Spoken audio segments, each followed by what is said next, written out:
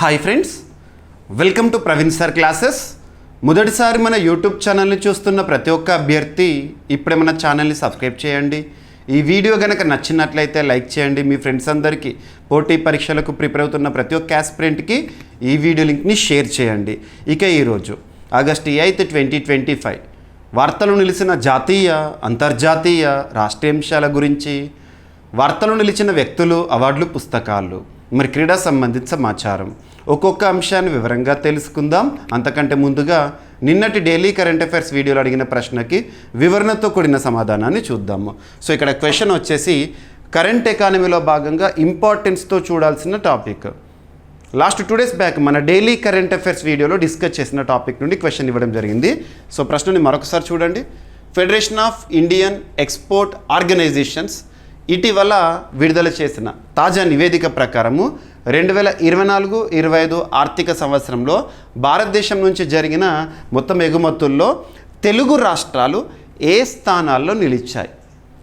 మరి ఈ ర్యాంకింగ్స్లో మొదటి స్థానంలో ఉన్న రాష్ట్రం ఏది? Easy question. సో ఇక్కడ అబ్జర్వ్ చేస్తే federation of Indian export organisations, భారతదేశంలో ఎగుమతులను చేసే సంస్థలు ఉంటాయి కదా, ఆ సంస్థల సమాఖ్య. 1965 ఇయర్లో ఏర్పాటైన ఈ సంస్థ న్యూఢిల్లీ కేంద్రంగా పనిచేస్తుంది.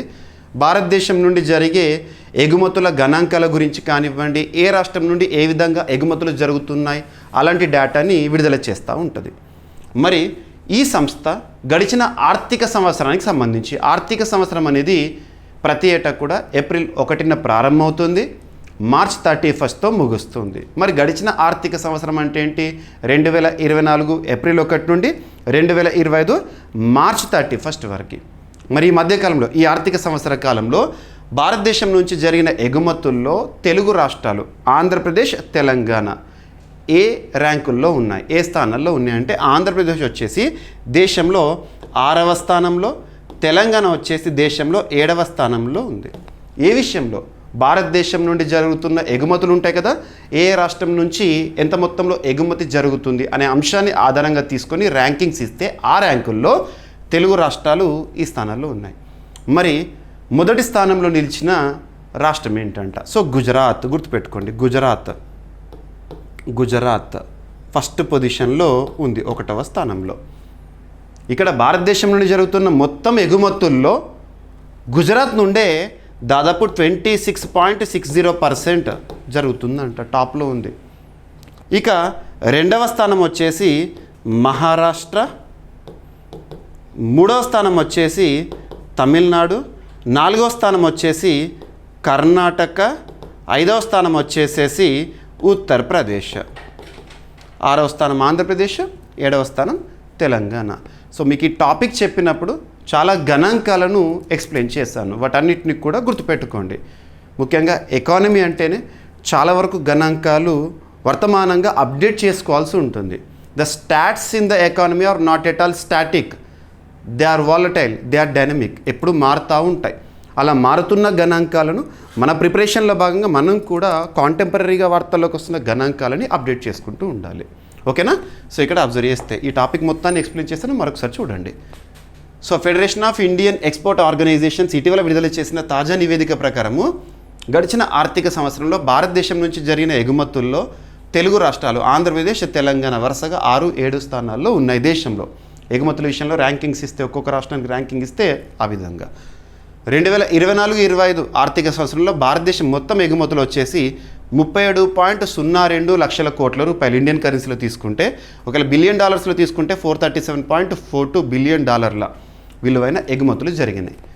అగ్రస్థానంలో ఉన్న రాష్ట్రం గుజరాత్. దేశం నుండి జరుగుతున్న మొత్తం ఎగుమతుల్లో గుజరాత్ నుండే 26.60%. గుర్తుంచుకోండి. ఇక తెలుగు రాష్ట్రాలను కనుక అబ్జర్వ్ చేస్తే ఆంధ్రప్రదేశ్ 6వ స్థానంలో, తెలంగాణ 7వ స్థానంలో. మరి ఆంధ్రప్రదేశ్ నుండి జరుగుతున్న ఎగుమతులు ఏ విధంగా ఉండినట్టు అంటే $20.78 బిలియన్. దేశంలో జరుగుతున్న ఎగుమతుల్లో ఆంధ్రప్రదేశ్ వాటా వచ్చేసి 4.75%. ఇక తెలంగాణ నుండి జరిగిన ఎగుమతులు వచ్చేసి $19.12 బిలియన్. మరి దేశంలో జరుగుతున్న ఎగుమతుల్లో తెలంగాణ వాటా వచ్చేసి 4.37%. గుర్తుపెట్టుకోండి. ఓకేనా? ఇక టాప్ పొజిషన్లో ఉన్న రాష్ట్రాలు ఏంటి అని చెప్పేసి టాప్ 5 గుర్తుపెట్టుకోండి. ఓకేనా? ఇక తెలంగాణ నుండి ముఖ్య ఎగుమతులు ఏంటి, ఆంధ్రప్రదేశ్ నుంచి ముఖ్య ఎగుమతులు ఏంటి, ఇవన్నీ కూడా మీకు ఎక్స్ప్లెయిన్ చేశాను. సో అభ్యర్థులు చాలా వరకు కామెంట్ బాక్స్లో సమాధానం ఇస్తున్నారు. బట్ నేను కోరుకునేది ఏంటంటే వీడియో చూస్తున్న ప్రతి ఒక్క ఆస్పిరెంట్ ఒక లైక్ ఇవ్వండి వీడియోకి. మీ ఫ్రెండ్స్ అందరికీ వీడియో లింక్ని షేర్ చేయండి. కామెంట్ బాక్స్లో మీ ఫీడ్బ్యాక్ ఇవ్వండి, వీడియో పట్ల మీ అభిప్రాయాన్ని తెలియజేయండి. అండ్ నేను అడుగుతున్న ప్రశ్నకి సంబంధించి సమాధానం ఎంతవరకు తెలిస్తే అంతవరకు ఇచ్చే ప్రయత్నం చేయండి. మీకు ఒక ప్రాక్టీస్ అవుతుంది. ఓకేనా? ఓకేనా, బేసిక్ థింగ్స్. ఇక ఈరోజు ఫస్ట్ టాపిక్ వచ్చేసి వాస్తవానికి జూన్ 2025లో కూడా ఈ టాపిక్ని మనం వార్తల్లో చూసాము. జూన్ 2025 ఇయర్లోనే. మళ్ళీ మీరు ఈరోజు ఇండియన్ ఎక్స్ప్రెస్ పేపర్ కనుక చూసారనుకోండి, ఈ టాపిక్ కనబడి ఉంటుంది. ఈరోజు నిన్న పేపర్లో కవర్ అయింది మళ్ళీ. సో ఇక్కడ రక్షణ రంగానికి సంబంధించి తరచూ ఏదో ఒక అంశం వార్తల్లోకి వస్తుంది. వాటన్నిటి గురించి కూడా మీకు ఎక్స్ప్లెయిన్ చేస్తున్నాను. ముఖ్యంగా రక్షణ రంగానికి సంబంధించి పోటీ పరీక్షలకు ప్రిపేర్ అవుతున్న ప్రతి ఒక్క అభ్యర్థి ఏ టాపిక్స్ పైన ఎక్కువగా ఫోకస్ చేయాలంటే ఫస్ట్ వచ్చేసి వార్తలో నిలుస్తున్న విన్యాసాల గురించి, ఎక్సర్సైజెస్ ఇన్ న్యూస్. సెకండ్ వచ్చేసి అంతర్జాతీయ స్థాయిలో రక్షణ రంగానికి సంబంధించి గణాంకాలతో కూడిన నివేదికలు ఏవైతే ఇటీవల కాలంలో విడుదలవుతున్నాయో వాటిపైన. ఉదాహరణకు తీసుకుంటే సిప్రి రిపోర్ట్ కానివ్వండి, గ్లోబల్ ఫైర్ పవర్ ఇండెక్స్ లాంటివి కానివ్వండి. థర్డ్ వచ్చేసి మన భారతదేశం మన రక్షణ రంగ అవసరాలు తీర్చుకోవడంలో భాగంగా ఏ దేశం నుండి వేటిని దిగుమతి చేసుకుంటుంది, ఆయుధాల దిగుమతి, ఇటువంటివి. అండ్ నెక్స్ట్ వచ్చేసేసి ఇటీవల డిఫెన్స్ అక్విజిషన్ కౌన్సిల్ వేటికి ఆమోదముద్ర వేసింది. నెక్స్ట్ వచ్చేసేసి రక్షణ రంగానికి సంబంధించి ఇటీవల కాలంలో వార్తలు ఇస్తున్న ఒప్పందాలు డిఫెన్స్ అగ్రిమెంట్స్ అంటాం, MOUs. DRDO, BDL ఒప్పందం కుదుర్చుకున్న ఇటీవల కాలంలో ఉద్దేశం ఏంటి, ఇలాంటివి అడుగుతారు.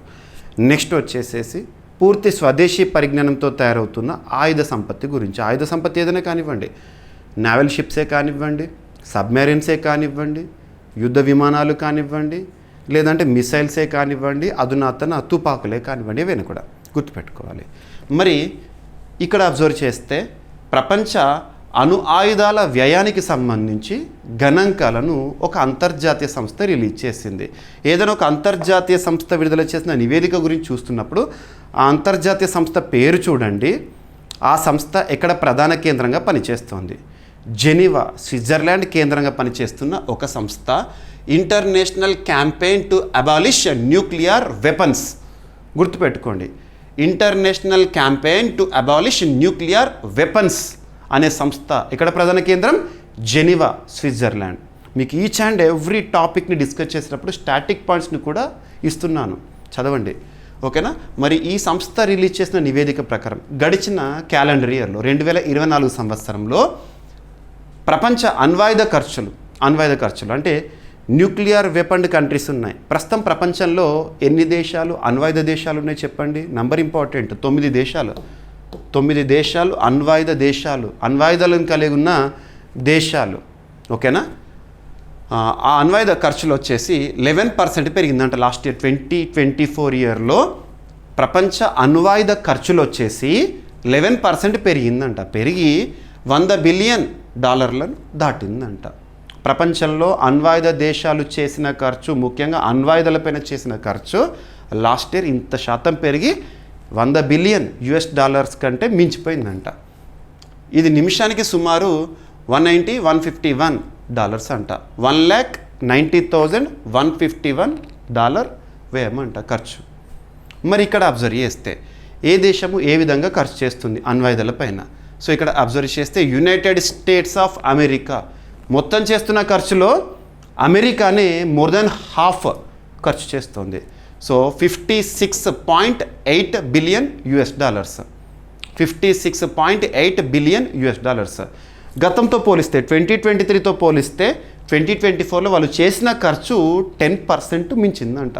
గతంతో పోలిస్తే 10% ఇంకెక్కువ ఖర్చు చేసిండ్రు 2023తో పోలిస్తే 24లో. ఇక చైనా చేస్తున్న ఖర్చు ఎంత?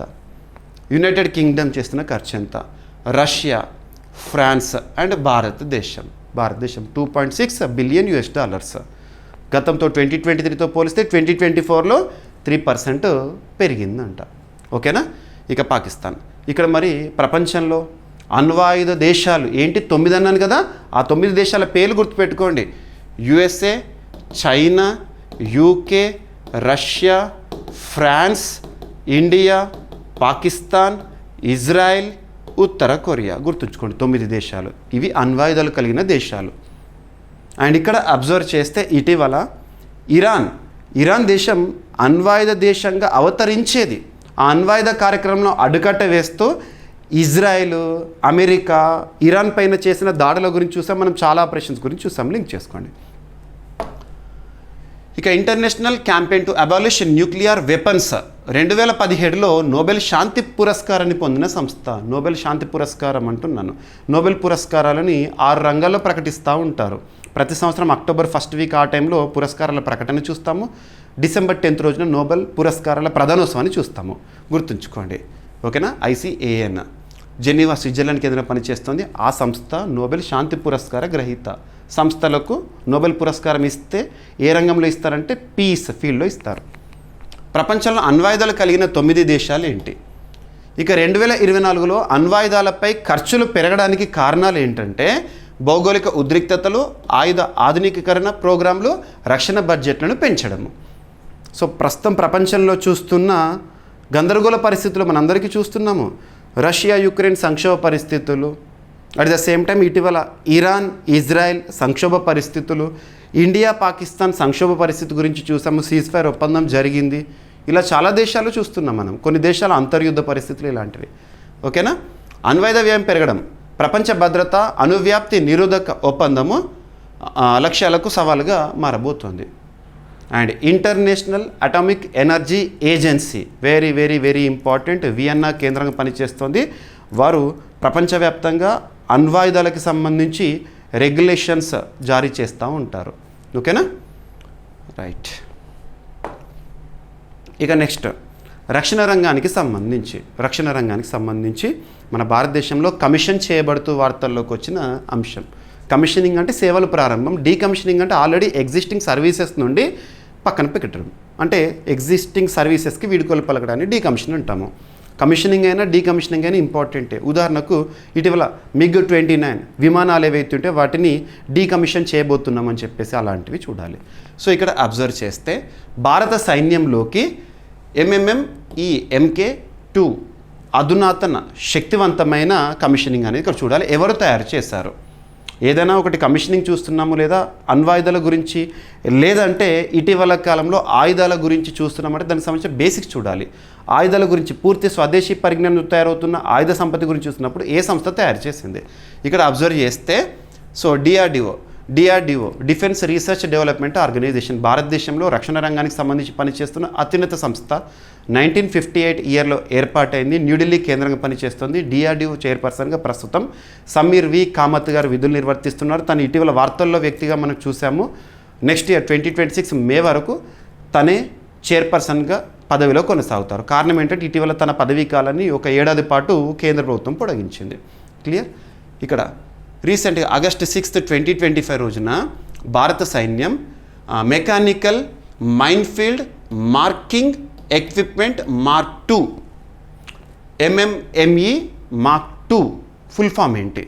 Mechanical minefield marking equipment Mark IIని అధికారికంగా సర్వీస్లోకి చేర్చడం జరిగింది భారత సైన్యంలోకి. ఇది అత్యాధునిక సెమీ ఆటోమేటిక్ మైన్ఫీల్డ్ మార్కర్ పూర్తిగా దేశీయంగా తయారు చేయడం జరిగింది స్వదేశీ పరిజ్ఞానంతో. BEML లిమిటెడ్ సంస్థ తయారు చేసింది. BEML Bharat earth movers limited అని చెప్పేసి గతంలో పిలిచేవాళ్ళం కదా, ఆ సంస్థ. ఓకేనా. సో DRDO ఆధ్వర్యంలో తయారైన ఆయుధ సంపత్తి. రైట్. ఇక ప్రధాన ప్రయోజనం ఏంటి? ఈ ఆయుధం యొక్క ఉద్దేశం ఏంటంటే మైన్ ఫీల్డ్లను సెమీ ఆటోమేటిక్గా మార్క్ చేసి ఫెన్సింగ్ చేయడము, తద్వారా సైనిక దళాల భద్రత, ఆపరేషనల్ సామర్థ్యాన్ని పెంచడం కోసము. రైట్. ఈ ప్రాజెక్టు విజయం కావడంతో రక్షణ రంగంలో స్వదేశీ సాంకేతికతను బలపరిచిన మైలురాయిగా పరిగణించబడుతుంది. రైట్. సో BEML సంస్థ 1964లో ఏర్పాటైంది. ఇక DRDO 1958లో ఏర్పాటైంది. మైన్ఫీల్డ్ మార్కింగ్ అనేది యుద్ధ భూమిలో మైన్స్ ఉన్న ప్రదేశాలను స్పష్టంగా గుర్తించేందుకు అవసరమైన ఇంజనీరింగ్ ఆపరేషన్. మైన్ఫీల్డ్ మార్కింగ్ డైరెక్ట్గా అర్థం చూడండి సరిపోతుంది. అలా మైన్ఫీల్డ్ని మార్కింగ్ చేయడానికి ఉద్దేశించబడిన అధునాతనమైన ఒక శక్తి ఇక్కడ. రైట్. ఇక అంతర్రాష్ట్ర నదీ జలాల వివాదాలపైన పోటీ పరీక్షల్లో రెగ్యులర్గా క్వశ్చన్స్ అడుగుతారు. ఇక్కడ మహానది నది విషయంలో 2 రాష్ట్రాల మధ్య వివాదము. మహానది ఛత్తీస్గఢ్లో జన్మిస్తుంది, ఒడిషా రాష్ట్రం గుండా ప్రవహిస్తూ ఉంటుంది, బంగాళాఖాతంలో కలుస్తుంది. ఇకపోతే మన భారతదేశంలో అత్యున్నత చట్టమైన రాజ్యాంగం, దేశంలోనే అత్యున్నత చట్టం మన రాజ్యాంగం. రాజ్యాంగంలో ఒక ఆర్టికల్ గుర్తుంచుకోండి, ఆర్టికల్ 262. ఆర్టికల్ 262 ఏం చెప్తుంది? అంతర్రాష్ట్ర నదీ జలాల ట్రిబ్యునల్ గురించి, ట్రిబ్యునల్ను ఏర్పాటు చేయడం గురించి రాష్ట్రపతికి కల్పించబడిన అధికారము. ఏదైనా ఒక నది ఒకే రాష్ట్రంలో జన్మించి అదే రాష్ట్రంలో ముగుస్తుంది అనుకోండి, ఆ నదిపైన ఎలాంటి గొడవలు కానివ్వండి ఉండవు. అదే ఒక నది ఒక రాష్ట్రంలో జన్మించి ఆ రాష్ట్రం గుండా ప్రవహిస్తూ ఇంకో రాష్ట్రంలో వెళ్తూ అలా 2-3 రాష్ట్రాల గుండా ప్రవహిస్తుంది అనుకోండి, ఖచ్చితంగా ఆ నది విషయంలో గొడవలు అనేవి సర్వసాధారణం. మరి అలాంటి వివాదాలను పరిష్కరించడం కోసము ట్రిబ్యునల్లను ఏర్పాటు చేయడం గురించి చూస్తూ ఉంటాము. ట్రిబ్యునల్లను ఏర్పాటు ఆర్టికల్ 262. లేకపోతే ఇంకొకటి అంతర్రాష్ట్ర నదీ జలాల వివాదాల పరిష్కార చట్టం, ఇంటర్స్టేట్ వాటర్ డిస్ప్యూట్ యాక్ట్ అనేది ఒకటి ఉంటుంది. ఏంటి? 1956 ఇయర్లో వచ్చింది. అలా చట్టాల గురించి చూడండి. మరి ఇక్కడ మహానది విషయంలో వివాదము ఏ రాష్ట్రాల మధ్య ఉంటుంది అని చెప్పేసి మీకు జాగ్రఫీ సబ్జెక్ట్లో భాగంగా అడుగుతారు. ఒడిషా, ఛత్తీస్గఢ్. ఇక్కడ రాజకీయ చర్చలు అనేవి ప్రారంభమైనవి 2 రాష్ట్రాల మధ్య. సో గతంలో చాలా వరకు బహిరంగంగానే ఒక రాష్ట్రం మరొక రాష్ట్రంతో వివాదాలకు దిగేది. ఎలా? బహిరంగంగానే ప్రకటించేవాళ్ళు, ఆ నది విషయంలో మాకు అన్యాయం జరుగుతుందని ఒడిషా అనేది, ఛత్తీస్గఢ్ అనేది. సో ఇక్కడ రాజకీయ చర్చలు అనేవి ప్రారంభమైనాయి ఈ నది వివాదాల పరిష్కారం కోసం. పక్కన పెడితే ఇటీవల వివాదాస్పదంగా వార్తలు వచ్చిన మహానది ఏ 2 రాష్ట్రాల మధ్య వివాదాస్పద ప్రాంతం అని చూస్తారు. ఈ కంటెక్స్ట్లో భారతదేశంలో ప్రస్తుతం కొన్ని నదుల విషయంలో వివాదాలు ఉన్నాయి కొన్ని రాష్ట్రాల కోసము. సో ఆ రాష్ట్రాలు ఏంటో చూద్దాము. So river and interstate river disputes ఇక్కడ రావి మరియు బియాస్ ఈ నదుల విషయంలో ఏ రాష్ట్రాల మధ్య వివాదాలు గొడవలు ఉన్నాయంటే పంజాబ్, హర్యానా, రాజస్థాన్. గుర్తుపెట్టుకోండి. ఇక నర్మదా నది రిఫ్ట్ వ్యాలీ గుండా ప్రవహిస్తూ ఉంటుంది. గుర్తుపెట్టుకోండి. వెస్టర్న్ ఫ్లోయింగ్ రివర్, భారతదేశంలో వెస్టర్న్ ఫ్లోయింగ్ రివర్స్ ఏంటి? ఇటువంటి చూడండి. మధ్యప్రదేశ్, గుజరాత్, మహారాష్ట్ర, రాజస్థాన్ 4 రాష్ట్రాల మధ్య వివాదాస్పదం ఈ నది. కృష్ణా నది మహారాష్ట్ర, ఆంధ్రప్రదేశ్, కర్ణాటక, తెలంగాణ ఈ రాష్ట్రాల మధ్య కృష్ణానది విషయంలో ఎప్పుడు గొడవలు జరుగుతూ ఉంటాయి నదీ జలాల పంపకం విషయంలో. వంశధార ఆంధ్రప్రదేశ్, ఒడిషా. కావేరి కేరళ, కర్ణాటక, తమిళనాడు, పుదుచ్చేరి కేంద్రపాలిత ప్రాంతం. గోదావరి మహారాష్ట్ర, ఆంధ్రప్రదేశ్, కర్ణాటక, మధ్యప్రదేశ్, ఒడిషా. మహానది ఛత్తీస్గఢ్, ఒడిషా. మహదాయి గోవా, మహారాష్ట్ర, కర్ణాటక. పెరియార్ తమిళనాడు, కేరళ. గుర్తుపెట్టుకోండి. సో ఎగ్జామినేషన్ పాయింట్ ఆఫ్ వ్యూలో అడిగే అవకాశం ఉంటుంది మీకు. జాగ్రఫీ సబ్జెక్ట్లో భాగంగా ఇది ఇంపార్టెంట్.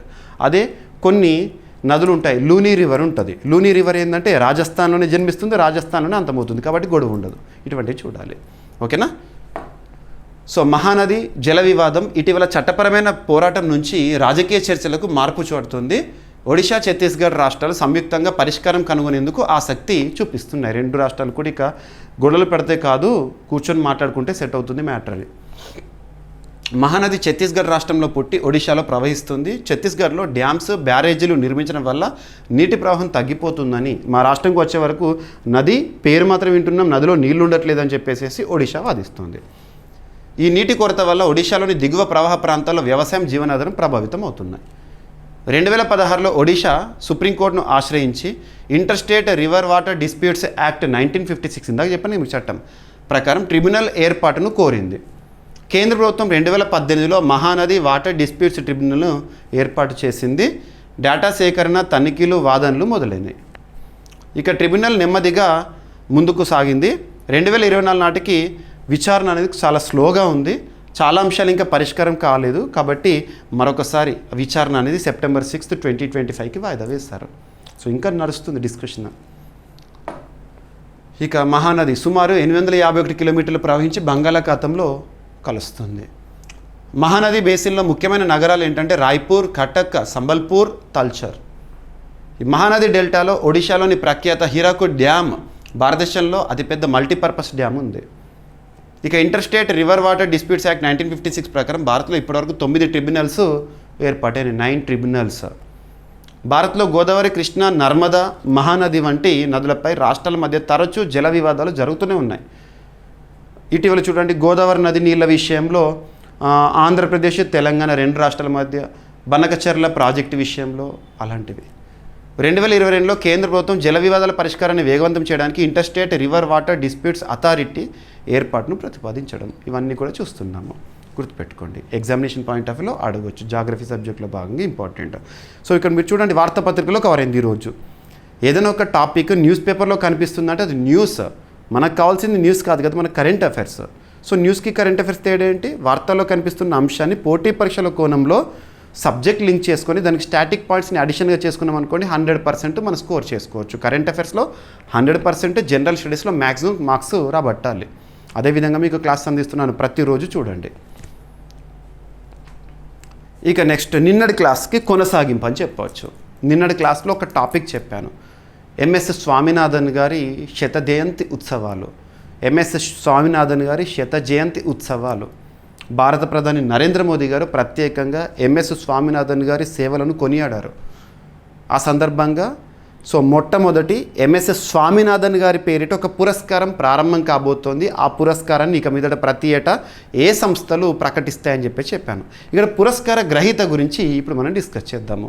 ఇక ఎంఎస్ స్వామినాథన్ గురించి మనం లాస్ట్ 1 మంత్లో చాలాసార్లు డిస్కస్ చేశాము. ఎంఎస్ స్వామినాథన్ గారు 1925 ఆగస్టు 7వ తేదీన జన్మించారు. 2023 సెప్టెంబర్ 28న స్వర్గస్థులయ్యారు, మరణించారు. భారతదేశంలో హరిత విప్లవం, గ్రీన్ రెవల్యూషన్ పితామహుడిగా పేర్కొనబడే వ్యక్తి. వ్యవసాయ రంగంలో ఆహార భద్రత విషయంలో తను చేసిన సేవలకు గాను భారత ప్రభుత్వం నుండి పద్మ పురస్కారాలు, at the same time Bharat Ratna పురస్కార గ్రహీత. పోస్తమస్గా 2024 సంవత్సరంలో భారతరత్న పురస్కార గ్రహీత. ఇవన్నీ చూడాలి మీరు, ఓకేనా? సో ఎంఎస్ స్వామినాథన్ గారి శత జయంతి ఉత్సవాల సందర్భంగా నిన్నటి రోజున M S Swaminathan award for food and peace, ముఖ్యంగా ప్రపంచవ్యాప్తంగా ఆహార భద్రత విషయంలో, వ్యవసాయ రంగంలో విశేష కృషి చేసే వ్యక్తులను గుర్తించి ఈ పురస్కారాన్ని ఇస్తాము అని చెప్పేసేసి చూసాము. మరి పురస్కార గ్రహీతగా నైజీరియా దేశానికి చెందిన ఒక శాస్త్రవేత్త వార్తల్లోకి వచ్చారు. సో తన పేరేంటని అడుగుతారు. అడెమోలా అడెన్లే ఇటీవల వార్తల్లోకి వచ్చారు. అడెమోలా అడెన్లే పురస్కార గ్రహీత. ఏ దేశానికి చెందిన వ్యక్తి? నైజీరియా దేశానికి చెందిన ప్రొఫెసర్, సైంటిస్ట్. తను మొట్టమొదటి ఎంఎస్ స్వామినాథన్ పురస్కార గ్రహీతగా వార్తల్లోకి వచ్చారు. పురస్కారం ఫుల్ నేమ్ ఏంటంటే M S Swaminathan award for food and peace. గుర్తుంచుకోండి. మరి పురస్కారాన్ని ప్రతి ఏటా ఎవరు ప్రకటిస్తారు? నిన్ననే ఫస్ట్ మొట్టమొదటి పురస్కార గ్రహీత కాబట్టి చరిత్ర ఎప్పుడైనా మొదటి వారిని గుర్తుపెట్టుకుంటుంది. చరిత్ర ఎప్పుడు మొట్టమొదటి అంశాలను ప్రత్యేకంగా చూస్తుంది. కాబట్టి మొట్టమొదటి పురస్కార గ్రహీత నైజీరియా దేశానికి చెందిన వారిని గుర్తుపెట్టుకోండి. మరి పురస్కారాన్ని ప్రతి ఏటైకి ఎవరు ప్రకటిస్తూ ఉంటారు? The world academy of sciences మరియు ఎంఎస్ స్వామినాథన్ రీసెర్చ్ ఫౌండేషన్ వారు సంయుక్తంగా ప్రకటిస్తూ ఉంటారు. రైట్. తొలి అవార్డు నైజీరియాకు చెందిన ప్రొఫెసర్కి రావడం జరిగింది. ఓకేనా? అభివృద్ధి చెందుతున్న దేశాల శాస్త్రవేత్తలు ఆహార భద్రత, వాతావరణ న్యాయము, శాంతి నిర్మాణంలో పరిశోధన మరియు విధానపరమైన ఆవిష్కరణల ద్వారా చేసిన కృషిని గుర్తించి ఈ పురస్కారాన్ని ప్రదానం చేస్తారు. ఇక ఎంఎస్ స్వామినాథన్ గారి గురించి ప్రత్యేకంగా మెన్షన్ చేయడం జరిగింది. సో ఎంఎస్ స్వామినాథన్ గారు బ్రతుకున్నప్పుడే ఒక ఫౌండేషన్ ఏర్పాటు చేశారు. ఎంఎస్ స్వామినాథన్ రీసెర్చ్ ఫౌండేషన్ 1988లో స్థాపించబడింది. భారతదేశంలో స్థిరమైన వ్యవసాయము, గ్రామీణాభివృద్ధి, బయోడైవర్సిటీ పరిరక్షణ కోసము పనిచేస్తుంది. సో తన యొక్క శత జయంతి ఉత్సవాలు నిన్నటి రోజున ఘనంగా జరిగినాయి. ఓకేనా?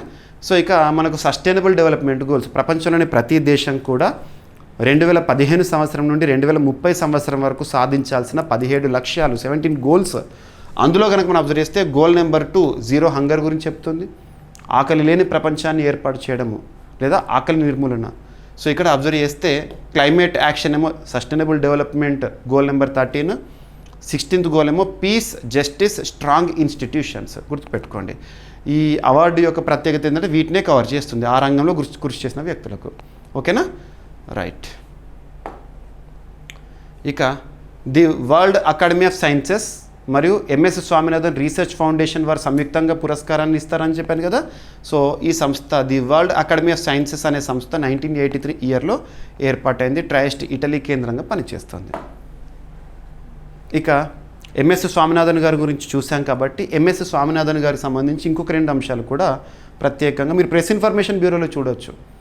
ఎంఎస్ స్వామినాథన్ గారికి సంబంధించి ఈ పుస్తకం గురించి ప్రెస్ ఇన్ఫర్మేషన్ బ్యూరోలో కనబడదు, సెంటినరీ కాయిన్ గురించి మాత్రం కనబడుతుంది. సో భారత ప్రభుత్వం శత జయంతి ఉత్సవాల సందర్భంగా ఎంఎస్ స్వామినాథన్ గారి పేరుతో ఒక కమమరేటివ్ కాయిన్ని రిలీజ్ చేయడం జరిగింది. 100 రూపీస్ 100 సంవత్సరాలు. Indian government introduces 100 rupees coin in memory of MS Swaminathan. ఓకేనా, కమమరేటివ్ కాయిన్. అండ్ ఇక్కడ ఇంకొకటి ఏంటంటే ఎంఎస్ స్వామినాథన్ గారి జీవితంలో చోటు చేసుకున్న ముఖ్యమైన అంశాలను పుస్తక రూపంలో మనకు పరిచయం చేస్తూ ఒక వ్యక్తి వార్తల్లోకి వచ్చారు. అభ్యర్థులు గుర్తుపెట్టుకోండి, ఏదైనా ఒక పుస్తకం గురించి లేదా మనం పోటీ పరీక్షల కోణంలో బుక్స్ అండ్ ఆథర్స్ అనే టాపిక్ని చూస్తూ ఉంటాం. బుక్స్ అండ్ ఆథర్స్ టాపిక్ చదివేటప్పుడు ఒక కాషన్ ఏంటంటే కవర్ పేజ్ చూడండి. కవర్ పేజ్ పైన ఏ లాంగ్వేజ్లో అయితే ఆ పుస్తకం పేరుందో అదే లాంగ్వేజ్లో గుర్తుపెట్టుకోండి, ట్రాన్స్లేషన్ చేయకండి దయచేసి. కవర్ పేజ్ పైన రచయిత పేరు ఉంటుంది, రచయిత పేరు గుర్తుంచుకోండి, దేనికి సంబంధించింది చూడండి, ఎనఫ్. సో ఇక్కడ అబ్జర్వ్ చేస్తే the man who fed India పుస్తకం, the man who fed India అనే పుస్తకం ఎంఎస్ స్వామినాథన్ గారి జీవితంలోని కీలక అంశాలను మన ముందు ఉంచిన పుస్తకం. ఈ పుస్తకాన్ని ఎవరు రచించడం జరిగింది అంటారు. సో ప్రియాంబద జయకుమార్ గారు, ప్రియాంబద జయకుమార్ గారు రచించారు, రచయిత. ఓకేనా, సో గుర్తుపెట్టుకోండి, ప్రియాంబద జయకుమార్ గారు. రైట్, నిన్నటి రోజున విడుదలైన ఒక పుస్తకము. రైట్, ఇక హెల్త్ సెక్టర్ సంబంధించి అంతర్జాతీయ స్థాయిలో వార్తలు నిలిచిన అంశాలు. ఇక్కడ ఫస్ట్ ఏంటంటే hepatitis D virus. Hepatitis D వైరస్ను కార్సినోజెనిక్గా ప్రకటించిందంట డబ్ల్యూహెచ్ఓ గురించి ముఖ్యంగా మనం కరోనా విపత్కర పరిస్థితుల కాలం నుండి రెగ్యులర్గా రిపీటెడ్గా వార్తలు చూస్తున్నాం. వరల్డ్ హెల్త్ ఆర్గనైజేషన్ ఐక్యరాజ్య సమితికి అనుబంధంగా పనిచేస్తుంది. డబ్ల్యూహెచ్ఓ ఏప్రిల్ 7th 1948 ఇయర్లో ఏర్పాటైంది, స్థాపించబడింది. జెనీవా స్విట్జర్లాండ్ కేంద్రంగా పనిచేస్తుంది. స్విట్జర్లాండ్ కేంద్రంగా. ప్రస్తుతం డబ్ల్యూహెచ్ఓకి చీఫ్గా, డైరెక్టర్ జనరల్గా టెడ్రస్ అదనం గారు విధులు నిర్వర్తిస్తున్నారు. తను ఇథియోపియా దేశానికి చెందిన వ్యక్తి. గుర్తుపెట్టుకోండి, కొంతమంది కీలక బాధ్యతలో ఉన్న వ్యక్తులు ఏ దేశానికి చెందినవారని కూడా పోటీ పరీక్షలు అడుగుతున్నారు. ఇథియోపియా దేశానికి చెందిన వ్యక్తి టెడ్రస్ అదనం. ప్రతి సంవత్సరము ఏప్రిల్ 7th ప్రపంచ ఆరోగ్య దినోత్సవంగా మనం సెలబ్రేట్ చేసుకుంటూ ఉంటాము. ఎందుకంటే ఆ రోజే వరల్డ్ హెల్త్ ఆర్గనైజేషన్ అనేది ఏర్పాటైంది కాబట్టి. ఓకేనా, మరి వరల్డ్ హెల్త్ ఆర్గనైజేషన్ ప్రపంచవ్యాప్తంగా రకరకాల వ్యాధులకు సంబంధించి అలర్ట్స్ ఇవ్వడము, వ్యాక్సిన్లకు సంబంధించి అలర్ట్స్ ఇవ్వడం ఇటువంటివి చేస్తూ ఉంటుంది. సో డబ్ల్యూహెచ్ఓ హెపటైటిస్ డి వైరస్ను ఏ విధంగా ప్రకటించిందని అడుగుతారు ఎగ్జామినేషన్లో. ఏ విధంగా అంటే కార్సినోజెనిక్గా. ఇక్కడ కొన్ని వర్డ్స్ తెలియాలి మనకి ఫార్మా టర్మినాలజీ అని చెప్పవచ్చు. కార్సినోజెనిక్ అనే పదం గురించి మనం చాలాసార్లు చూస్తున్నాం. ప్లాస్టిక్ని అంతమొందించాలి, ప్లాస్టిక్లో కార్సినోజెనిక్ ఏజెంట్స్ ఉంటాయని చాలాసార్లు చెప్పాను మీకు. కార్సినోజెనిక్ అంటే దట్ కాజెస్ క్యాన్సర్ అంటే క్యాన్సర్కి కారకమయ్యే వాటిని కార్సినోజెనిక్ అంటారు, గుర్తుపెట్టుకోండి. సో హెపటైటిస్ డి వైరస్ని కార్సినోజెనిక్గా, క్యాన్సర్ కారకంగా ప్రకటిస్తూ డబ్ల్యూహెచ్ఓ ప్రత్యేకంగా అలర్ట్ పంపింది దేశాలన్నిటికీ కూడా. ఇక్కడ కొన్ని వర్డ్స్ చూడండి. ఎక్స్పెక్టోరెంట్ అంటే ఏంటి అంటారు, జనరల్ నాలెడ్జ్ ఇది. మీరు మెడికల్ షాప్కి వెళ్ళేసి ఎక్స్పెక్టోరెంట్ ఇవ్వండి అన్నారు అనుకోండి, తను ఒక మందు ఇస్తాడు. అది దేని క్యూర్ చేస్తుందంటే దగ్గు మందు, ఎక్స్పెక్టోరెంట్. యాంటీడోట్ అంటే ఏంటంటే విషానికి విరుగుడుగా ఇచ్చేది యాంటీడోట్. నెక్స్ట్ అనాల్జెసిక్ అంటే ఎప్పుడు ఇస్తారంటే that is pain killer which relieves pain. And antipyretic అంటే పైరో అంటే హై హీట్ కండిషన్స్. మన శరీరం ఎక్కువ ఉష్ణోగ్రత ఎప్పుడు చూస్తుంది, జ్వరం వచ్చినప్పుడు మనం తీసుకునే డోలో లాంటి ట్యాబ్లెట్స్ ఉంటాయి కదా, పారాసిటమాల్ ఉంటుంది కదా, అదేంటి యాంటీపైరటిక్ అంటే టెంపరేచర్ని డ్రాప్ చేసేస్తుంది, జ్వరం వచ్చినప్పుడు వేసేది. ఇలాంటివి చూడండి, ఓకేనా. సో వరల్డ్ హెల్త్ ఆర్గనైజేషన్ మరియు international agency for research on cancer IARC కలిసి హెపటైటిస్ డి వైరస్ను కార్సినోజెనిక్గా గుర్తించినాయి అంట. హెపటైటిస్ డి వైరస్ని గ్రూప్ 1 కార్సినోజన్స్లో చేర్చారు. ఇవన్నీ ఇంత డెప్త్గా మనకు అడగరు, జస్ట్ కార్సినోజన్గా గుర్తించింది. ఇదే గ్రూప్లో గతంలో హెపటైటిస్ బి, హెపటైటిస్ సి వైరస్లు కూడా ఉన్నాయి. గతంలో హెపటైటిస్ సి, హెపటైటిస్ బి, ఇప్పుడు హెపటైటిస్ డి, ఇవన్నీ కూడా కార్సినోజన్స్ అని అంట. హెపటైటిస్ డి వైరస్ ఒక రక్తం ద్వారా వ్యాపించే వైరస్ ఏదైనా వ్యాధి గురించి మనం చూస్తున్నామంటే వ్యాధికి కారకం ఏంటి, ప్యాథోజన్ ఏంటో చూడాలి. ఇది రెప్లికేట్ పునరుత్పత్తి కావడానికి తప్పనిసరిగా హెపటైటిస్ బి వైరస్ ఉనికి అవసరం అంట. హెపటైటిస్ బి ఉంటేనే హెపటైటిస్ డి కూడా మనుగడ సాధించగలుగుతుంది. హెపటైటిస్ డి వైరస్ స్వతంత్రంగా దాడి చేయదు. హెపటైటిస్ బి వైరస్ ఉన్నవారిలో మాత్రమే హెపటైటిస్ డి వైరస్ వస్తుంది. ఓన్లీ హెపటైటిస్ డి వైరస్ అనేది మనకు రాదు, వ్యాపించదు. ఖచ్చితంగా ఆల్రెడీ హెపటైటిస్ బి వైరస్ ఉంటేనే హెపటైటిస్ డి కూడా ప్రమాదంగా ఉంటుంది. ఓకేనా? 2 రకాలుగా ఉంటుంది. కో ఇన్ఫెక్షన్ అంటే ఏంటి, సూపర్ ఇన్ఫెక్షన్ అంటే ఏంటి, సరిపోతుంది. ప్రపంచంలో దాదాపు 5 కోట్ల మందికి పైగా హెపటైటిస్ డి వైరస్ ద్వారా ప్రభావితమవుతున్నారని సర్వేలు చెప్తున్నాయి, గణాంకాలు. లివర్ క్యాన్సర్కు దారితీసే వైరల్లో హెపటైటిస్ బి, సి, డి ప్రముఖమైనవి. ఇక హెపటైటిస్ డిని డెల్టా హెపటైటిస్ అనే పేరుతో కూడా పిలుస్తారు ప్రపంచంలో. హెపటైటిస్ డి వైరస్ను 1977లో మొదటిసారి కనుగొన్నారు. రైట్, ఇవన్నీ స్టాటిక్ పాయింట్స్. ఇక international agency for research on క్యాన్సర్కి సంబంధించిన అంతర్జాతీయ సంస్థ ప్రధాన కేంద్రం వచ్చేసి లియోన్, ఫ్రాన్స్ కేంద్రంగా పనిచేస్తుంది. ప్రపంచంలో ప్రతి సంవత్సరం 3 నుండి 4 లక్షల మంది లివర్ క్యాన్సర్ వల్ల మరణిస్తున్నారు. ఇక లివర్ క్యాన్సర్ ముఖ్య కారకాల్లో వైరల్ హెపటైటిస్ బిసిడి, మద్యపానం, అసంతులిత ఆహారం కూడా ప్రధానమైనవంట. ఓకేనా, గుర్తుపెట్టుకోండి. నెక్స్ట్ హెల్త్ రిలేటెడ్గా కొన్ని ఇంపార్టెంట్ న్యూస్ని కనుక అబ్జర్వ్ చేస్తే మీరు అబ్జర్వ్ చేస్తుంటారు లాస్ట్ 2 డేస్లో న్యూస్ పేపర్లో కవర్ అయిన ఆర్టికల్. సో ఇటీవల ఎక్టోపిక్ ప్రెగ్నెన్సీస్ అనేవి వార్తల్లో చూస్తున్నాం. ఇక్కడ ఎవరికి వచ్చింది, ఎక్కడ కేసు నమోదైందని అడగరు. రీసెంట్గా ఉత్తరప్రదేశ్ రాష్ట్రం ఈ కేసు కనిపించింది. ఏంటి కేసు అంటే చూద్దాం. ఎక్టోపిక్ ప్రెగ్నెన్సీ అంటే కామన్గా ఒక మహిళ గర్భం దాల్స్తుంది కదా, ఆ పిండం ఏదైతే ఉంటుందో పిండం అనేది గర్భాశయంలో పెరుగుతుంది. ఆ ఎగ్ ఉంటుంది కదా, గర్భాశయంలో పెరుగుతుంది, శిశువుగా మారుతుంది, చూస్తూ ఉంటాం మనం. సో పిండం పెరిగేది గర్భాశయంలో, కానీ గర్భాశయంలో కాకుండా గర్భాశయం బయట ఇతర ప్రాంతాల్లో గనక ప్రెగ్నెన్సీ లేదా పిండం పెరుగుతుంది అంటే దాన్ని ఎక్టోపిక్ ప్రెగ్నెన్సీ అంటారు. అది ఎక్కడైనా కావచ్చు. ఇటీవల లివర్లో పెరుగుతూ వార్తల్లోకి వచ్చింది ఉత్తరప్రదేశ్లో. అలా ఓకేనా, ఫాలోపియన్ ట్యూబ్లో పెరగడం కానివ్వండి, ఇటువంటివి. ఓకేనా, డైరెక్ట్గా డెఫినేషన్ గుర్తుంచుకోండి. సో ఎర్లీ స్టేజెస్లో దీన్ని డిటెక్ట్ చేయాలి, లేదా ప్రమాదకరం. ఎందుకంటే గర్భాశయంలో పిండం పెరిగిందంటే 9 మాసాలు మోసిన తర్వాత బిడ్డ జన్మనించడం చూస్తూ ఉంటాం మనం. కానీ అవుట్ సైడ్ గర్భాశయానికి బయట గనక మనము పిండం పెరగడం అబ్జర్వ్ చేస్తారనుకోండి, అది చాలా ప్రమాదకరంగా ఉంటుంది మహిళకి కూడా. సో ఉత్తరప్రదేశ్ బులంద్ షహర్లో ఒక అరుదైన కేసుగా శిశువు కాలేయంలో లివర్లో పెరుగుతున్న ఎక్టోపిక్ ప్రెగ్నెన్సీ కేసు అనేది వెలుగు చూసింది. ఎక్టోపిక్ ప్రెగ్నెన్సీ అంటే బిడ్డ గర్భాశయం యూటరస్ బయట ఎక్కువగా ఫాలోపియన్ ట్యూబ్లో ఏర్పడే గర్భధారణ. ఇది సాధారణంగా గర్భాశయం తప్ప మరెక్కడైనా ఎగ్ ఇంప్లాంట్ అయ్యే సందర్భం ఉంటుంది, గర్భాశయంలో కాకుండా వేరే ప్రాంతంలో. గర్భాశయం మాత్రమే భ్రూణాన్ని సురక్షితంగా పెంచగలిగే కెపాసిటీ ఉంటుంది. అందువల్ల ఇటువంటి ప్రెగ్నెన్సీలు, ఎక్టోపిక్ ప్రెగ్నెన్సీ లాంటివి కొనసాగడం చాలా సాధ్యం కాదు. వెంటనే వైద్యుని సంప్రదిస్తారు. ఎక్టోపిక్ ప్రెగ్నెన్సీ ఎలా జరుగుతుంది? సాధారణంగా ఎగ్ అండం ఫాలోపియన్ ట్యూబ్ ద్వారా గర్భాశయానికి వెళ్తుంది, ఫాలోపియన్ ట్యూబ్ ద్వారా వెళ్తుంది. ఇదంతా మీరు చిన్నప్పుడు చదివే ఉంటారు, రిప్రొడక్టివ్ సిస్టమ్. ఓకేనా.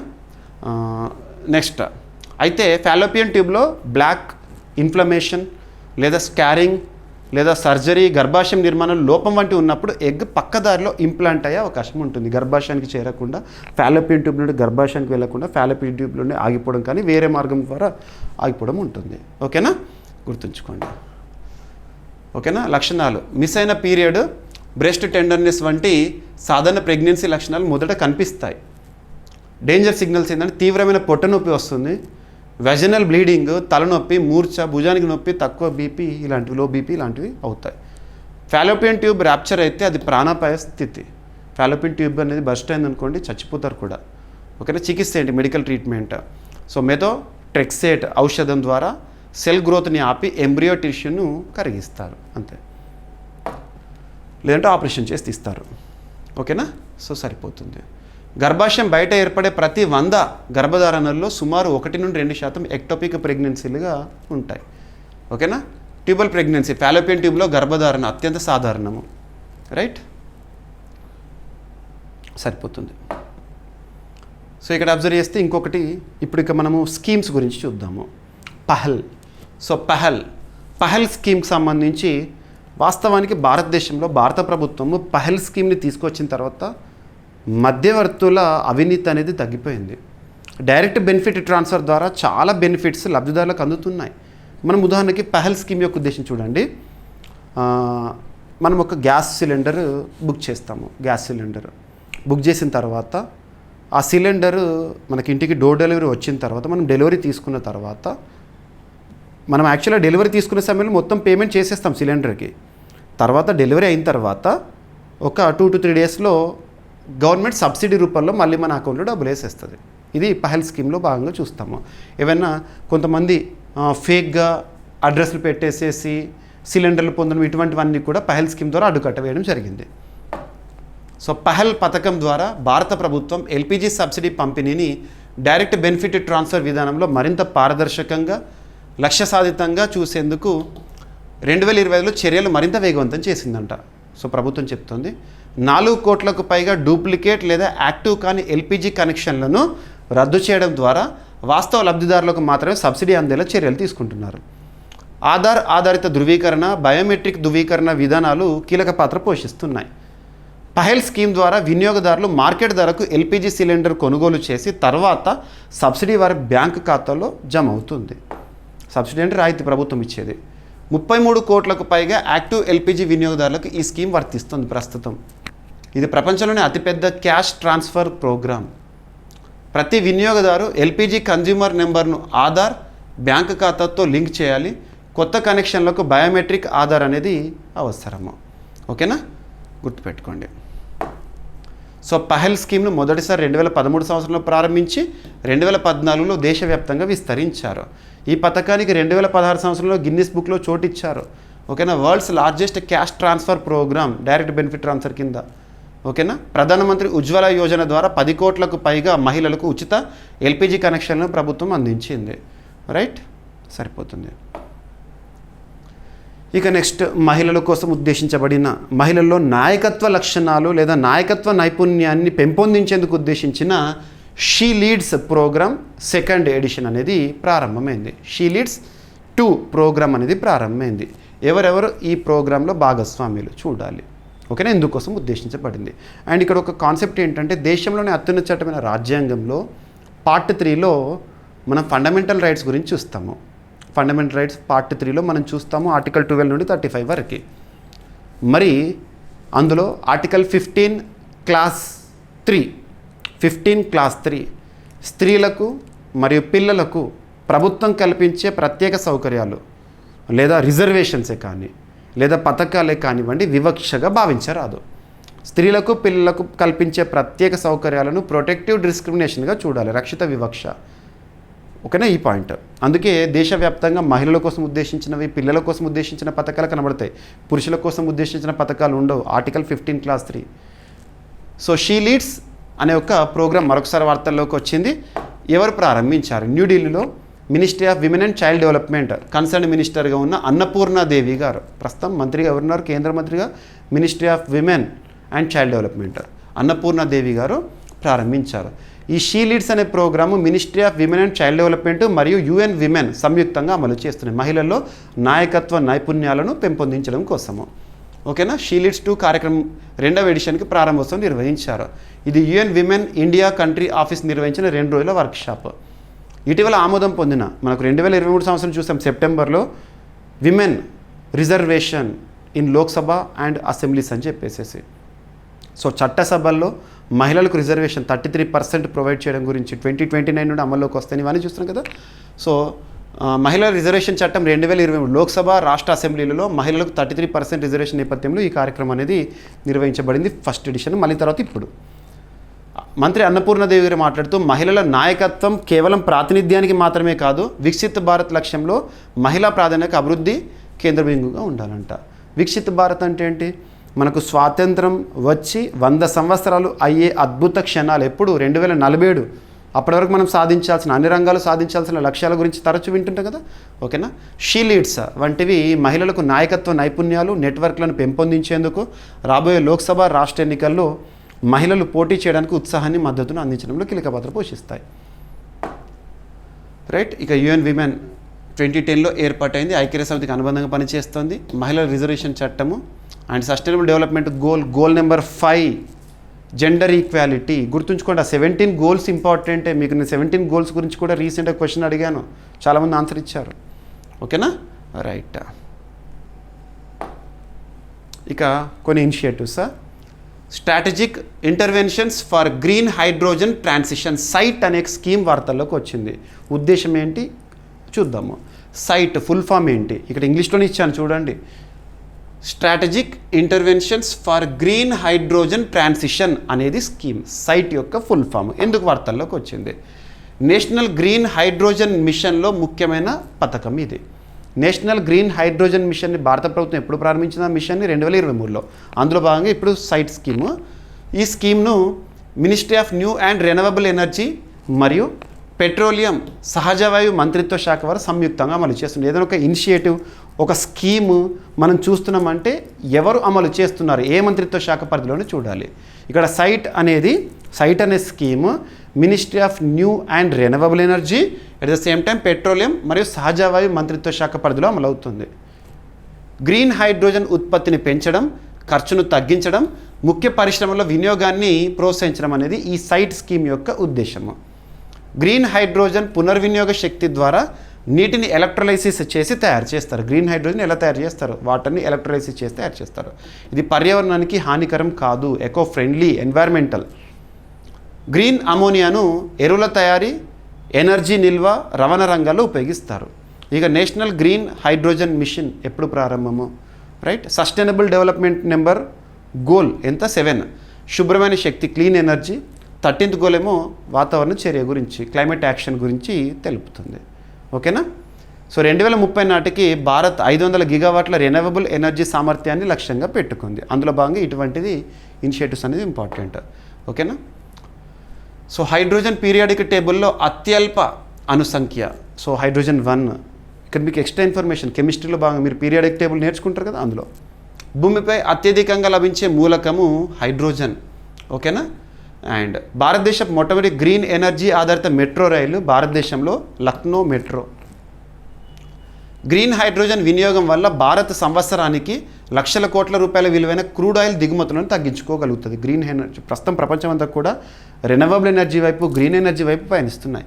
ప్రపంచంలో మొట్టమొదటి గ్రీన్ హైడ్రోజన్ లేదా ప్రపంచంలో మొట్టమొదటి హైడ్రోజన్ ఆధారిత ట్రైన్ 2018లో జర్మనీలో ప్రారంభమైంది. నేషనల్ హైడ్రోజన్ మిషన్లో భాగంగా హైడ్రోజన్ వ్యాలీ ఇన్నోవేషన్ క్లస్టర్స్ కార్యక్రమం కూడా కొనసాగుతోంది. రైట్. సరిపోతుంది. ఇక రైజోటోప్ ప్రాజెక్ట్ అంటే రైనోలకు సంబంధించి. కామన్గా రైనోస్ ఖడ్గమృగాలు అంటాము. ఖడ్గమృగాలకు కామన్గా వేరే దేశాలు మీరు చూడండి, ఖడ్గమృగాలకు ఈ ఫేస్ పైన 2 ఉంటాయి కొమ్ములు. మన భారతదేశం యొక్క ప్రత్యేకత ఏంటి? ఒంటి కొమ్ము ఖడ్గమృగము భారతదేశంలో ఫేమస్. అందులోనూ కాజిరంగా నేషనల్ పార్క్ అస్సాంలో. కామన్గా పోచర్స్ అంటే ఏంటి? వేటగాళ్ళు. అడవుల్లోకి వెళ్ళి జంతు సంపదని దోచుకోవడము లేదా వృక్ష సంపదను తీసుకోవడం, కలప తీసుకోవడం అలా చేస్తారు పోచర్స్. సో పోచర్స్ ఖడ్గమృగాల కోసం ఎందుకు వస్తారంటే వాటి యొక్క కొమ్ము హాన్ ఉంటుంది కదా, ఖడ్గమృగం యొక్క కొమ్ము అనేది ఇట్ ఈస్ మాడిఫైడ్ హెయిర్ గుర్తుంచుకోండి. చాలా ఎకనామిక్ వాల్యూ ఉంటుంది, ఇంటర్నేషనల్ మార్కెట్లో స్మగ్లింగ్ చేస్తూ ఉంటారు. మరి అటువంటిది ఈ ఖడ్గమృగాలని చంపి కొమ్మును తీసుకోవాలి. అలా జరగకుండా రైజోటోప్ అనే ఒక ప్రాజెక్ట్ ఇటీవల ఏ దేశంలో వార్తల్లోకి వచ్చింది? ఉద్దేశం ఏంటి? ఈ రైజోటోప్ ప్రాజెక్ట్లో ఏంటంటే ఇందులో ఒక ఐసోటోప్ని పంపిస్తారు, దీని ద్వారా స్క్రీనింగ్ చేస్తూ ఉంటారు. సో ఇక్కడ ఏ దేశంలోనే చూద్దాము. సో దక్షిణాఫ్రికాలోని విట్ వాటర్స్ ర్యాండ్ విశ్వవిద్యాలయం రైసోటోప్ ప్రాజెక్ట్ని ఇటీవల ప్రారంభించింది. ఓకేనా. యాంటీ పోచింగ్ కార్యక్రమం ఇది.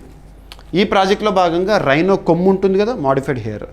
రైనో కొమ్ములో రేడియో యాక్టివ్ ఐసోటోప్స్ని ఇంజెక్ట్ చేసి దాని ద్వారా ట్రేస్ చేస్తారు ఆ ఎనిమల్ని. అక్రమ రైనో హార్న్ రవాణాను అడ్డుకోవడం అనేది ప్రధాన లక్ష్యము. ఆ కొమ్ముని ఎక్కడ తీసుకెళ్ళినా కూడా రేడియో ఐసోటోప్ ద్వారా ట్రాక్ చేస్తారట. సో ఈ ప్రయత్నం 6 సంవత్సరాల పరిశోధన ప్రయోగాల తర్వాత అమల్లోకి వచ్చింది. ఇటీవల రైసోటోప్ అనే ప్రాజెక్ట్ని ఏ శాస్త్రవేత్తలు అభివృద్ధి చేశారు? సౌత్ ఆఫ్రికాలోని విట్ వాటర్స్రాండ్ విశ్వవిద్యాలయ శాస్త్రవేత్తలు. ఈ ప్రాజెక్టుకు అంతర్జాతీయ అటామిక్ ఎనర్జీ ఏజెన్సీ కూడా మద్దతు ఇస్తోంది. ఓకేనా, ఎందుకంటే రేడియో ఐసోటోప్ ఇటువంటివి ఉన్నాయి కదా. ప్రారంభంగా వాటర్స్బర్గ్ బయోస్ఫియర్ రిజర్వ్లో 5 రైనోల కొమ్ముల్లో రేడియో యాక్టివ్ ఐసోటోప్స్ని ఇంజెక్ట్ చేశారు. ఓకేనా, గుర్తుంచుకోండి. మరి ఇంజెక్ట్ చేసే ఐసోటోప్స్ రైనోల ఆరోగ్యానికి ఎటువంటి హాని కలిగించకుండా చేస్తున్నారు. సో రైనో హార్న్కు ఆసియా దేశాల్లో అధిక డిమాండ్ ఉండడంతో ప్రపంచవ్యాప్తంగా రైనోలను పోచింగ్ చేస్తున్నారు. రైట్, అంతర్జాతీయంగా రైనో హార్న్ వాణిజ్యాన్ని నిషేధించడం 1977లో జరిగింది. CITES convention on international trade in endangered species. ఓకేనా, గుర్తుపెట్టుకోండి. ఇక కొత్త జీవజాతి. సో వార్తలు నిలుస్తున్న జీవజాతుల గురించి చూడాలి. ఏదైనా జీవజాతి గురించి చూస్తున్నప్పుడు దాని యొక్క సైంటిఫిక్ నేమ్ ఏంటి, వృక్షజాతి పేరు చూసినప్పుడు దాని యొక్క బొటానికల్ నేమ్ ఏంటి చూడాలి. మీకు హిందూ పేపర్లో లాస్ట్ పేజ్లో ఇటువంటివి కవర్ అవుతూ ఉంటాయి. సో ఇక్కడ అబ్జర్వ్ చేస్తే ఒక కొత్త పాము జాతి అనేది ఇటీవల వార్తల్లోకి వచ్చింది. ఎక్కడ బయటపడింది, దీని యొక్క సైంటిఫిక్ నేమ్ ఏంటి? సో సైంటిఫిక్ నేమ్ వచ్చేసి స్మితోఫిస్ లెప్టోఫాసియేటస్. స్మితోఫిస్ లెప్టోఫాసియేటస్ ఇటీవల వార్తల్లోకి వచ్చింది. అది ఏంటి అంటారు, ఒక పాము జాతి. ఓకేనా, రీసెంట్గా ఎక్కడ కనుగొన్నారో అని అడుగుతారు. సో దీన్ని మిజోరాం యూనివర్సిటీ మరియు అస్సాం రాష్ట్రంలోని గౌహతి కేంద్రంగా పనిచేస్తున్న బయోడైవర్సిటీ కన్జర్వేషన్ గ్రూప్ పరిశోధకులు సంయుక్తంగా కనుగొనడం జరిగింది. మిజోరాంలో దీని యొక్క ఆనవాలను కనుగొనడం జరిగింది. ఓకేనా, ఇది నారో బ్యాండెడ్ రెయిన్ స్నేక్గా గుర్తింపు పొందింది ప్రపంచంలో. రైట్, గుర్తుంచుకోండి. ఓకేనా, ఎక్కువగా ఆగ్నేయాసియాలో ప్రధానంగా కనిపిస్తుంది. ఇటీవల ఈశాన్య రాష్ట్రాల్లో దీని యొక్క ఆనవాలను శాస్త్రవేత్తలు కనుగొన్నారు. ఓకేనా, ఇక నెక్స్ట్ ఇటీవల చాలా ఆపరేషన్స్ గురించి మనం వార్తల్లో చూస్తున్నాం. రకరకాల ఆపరేషన్స్, అంతర్జాతీయ స్థాయిలో ప్రాముఖ్యత ఉన్న ఆపరేషన్స్, జాతీయ స్థాయిలో ప్రాముఖ్యత ఉన్న ఆపరేషన్స్, రాష్ట్రాల వారీగా ప్రాముఖ్యత ఉన్న ఆపరేషన్స్. ఇక్కడ కొన్ని ఎగ్జాంపుల్స్ ఇండికేటివ్ చెప్తాను. ఇటీవల అంతర్జాతీయ స్థాయిలో అయితే ఆపరేషన్ సింధూర్ని చూసాము. సింధూర్ May 7th నుండి. And at the same time operation సింధూని కూడా చూసాము. Sindhu is different, Sindoor is different. ఒకటేమో ఎవాక్యుయేషన్ ఆపరేషన్, ఒకటేమో యాంటీ టెర్రరిజం ఆపరేషన్. ఓకేనా, క్లియర్. ఇటీవల కాలంలో మన జాతీయ స్థాయిలో కొన్ని ఆపరేషన్స్ అబ్జర్వ్ చేస్తే operation fire trail, operation deep manifest ఇలాంటి వాటిని డైరెక్టరేట్ ఆఫ్ రెవెన్యూ ఇంటెలిజెన్స్ వారు ప్రారంభించారు.